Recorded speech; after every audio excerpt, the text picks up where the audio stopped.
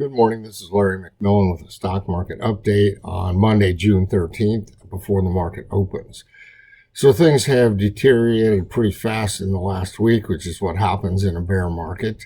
There was an oversold rally. It ran into a small trading range between 41.70 and 40.70, and then broke down the bottom of that range on, I believe it was just last Thursday, followed Friday by a big down day, and now tonight the futures are down another 100 points, S&P futures.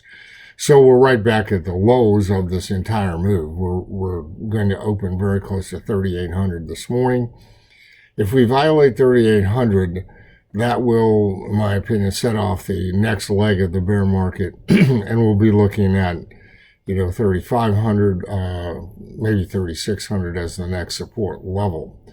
So the oversold rally that happened was typical in bear markets, but now it's over, and another one will set up. I mean, these just keep happening, but the pattern of lower lows and lower highs continues, and that's a bear market. I mean, you don't really need any more information than that, and because of that, you should be maintaining a core bearish position. Now, the equity-only put-call ratios continue to remain on buy signals. That's a bit unusual, but so far, the peak in put buying occurred about a month ago, well, a few weeks ago, and that's what put those onto buy signals. We'll see if put buying accelerates today. It really didn't accelerate all that much on Friday, and by that I mean put buying in equity options, stock options. On the other hand, breadth has been terrible, and the breadth oscillators are on sell signals, and they are in oversold territory, but you can get really oversold, not just modestly oversold where they are now. So in this case, oversold does not mean buy, that's for certain. If we look at new highs versus new lows, that indicator is rolled back over to a sell signal. It had gotten neutral, never gave a buy signal, but now it's back onto a sell signal, as we're seeing more than 100 new lows in excess of new highs now the last 2 days. So we're back to the point where stocks are making new lows again in bunches, which brings us to volatility. So VIX is spiking, and in fact tonight it's up 5 points to 32 with the selling that's going on right now. So finally there's a little religion taking place in the VIX option pit, but still we won't have a buy signal from the VIX spike peak indicator until it falls back 3 points from whatever peak it's going to reach here on this move.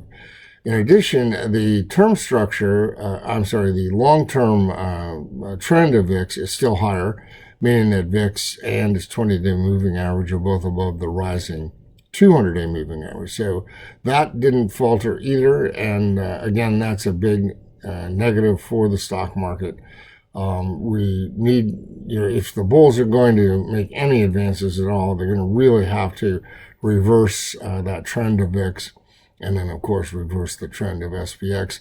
And neither one of those seems to be anywhere near happening at this particular time. If we look at the VIX derivatives, the futures in particular, the term structure has now gone slightly negative, and June, which is the front month, is trading just a few pennies higher than July, the second month, and the futures are trading at a discount. All those things are modestly negative. I wouldn't consider that to be a major sell signal. We saw similar setups from this a couple of times earlier this year.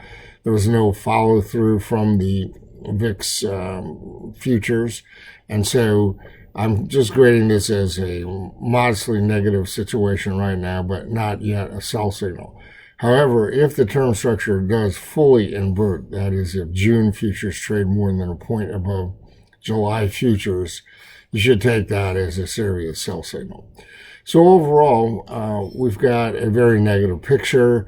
The only non-negative point in here is the put-call ratio, and we'll see what develops there.